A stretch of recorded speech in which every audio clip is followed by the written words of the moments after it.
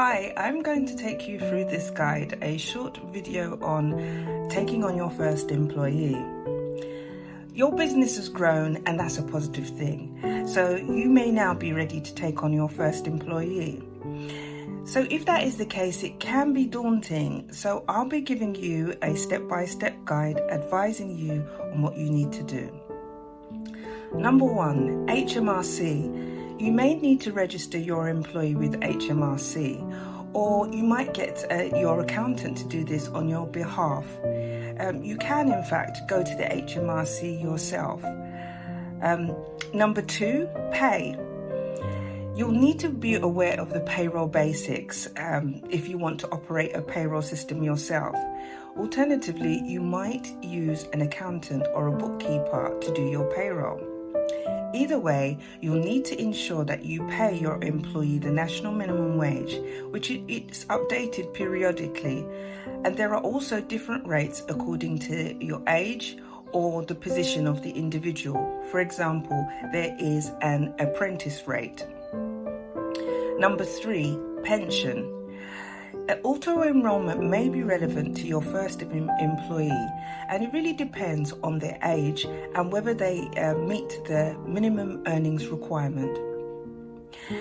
So it's really important that you get these basics set up properly, because you can be fined or you can be taken to employment tribunal.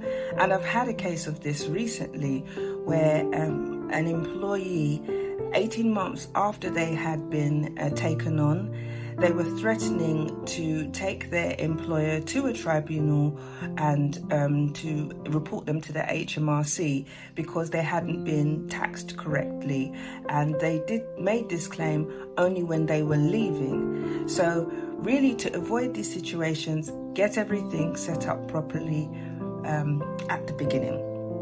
Moving on to number 4, the type of employee needed. You might be looking to take on an apprentice, or you might be considering, is it better to take someone who's self-employed or employed? Or is it an agency worker situation? Maybe they're going to be 0 hours, or perhaps a casual worker might be something that you'd be looking at instead. You need to get the right advice to ensure that you give your employees the correct documentation to protect your business from risks. Number 5, basic employment rights. An employee is entitled to basic rights, including a contract or written statement of particulars, an itemized payslip, holiday, statutory holiday, the national minimum wage, which I mentioned earlier, statutory sick pay, certain rights under health and safety and time off for dependents, and they get protection from discrimination from day one. Number 6, pre-employment checks. You need to ensure that you conduct these because, again, there are fines if you do not undertake these properly. That means it's the right to work in the UK, references, a health check, and you need to ensure that you do these things correctly so you don't put your business at risk. And you need to think about the type of position that you're employing for. It might be a position of responsibility where they have access to cash, or where they're dealing with vulnerable children or vulnerable adults. So that's why pre-employment checks are really important. Number 7, what records do you need to keep for your first employee? Well, you need to keep records on their rates of pay, payroll, tax and NI, sickness, accidents and injuries. And it's also good to keep a record of like the employment history, absence, personal details, and to have their contracts of employment on record. So in terms of personal data, this is data that uniquely identifies your new employee, and you must ensure that it's not excessive, the information that you collect on them, and it's kept securely, and it's done so, the information is obtained on a lawful basis, because workers have got the right to request their personal data. Number 8, Contracts and policies.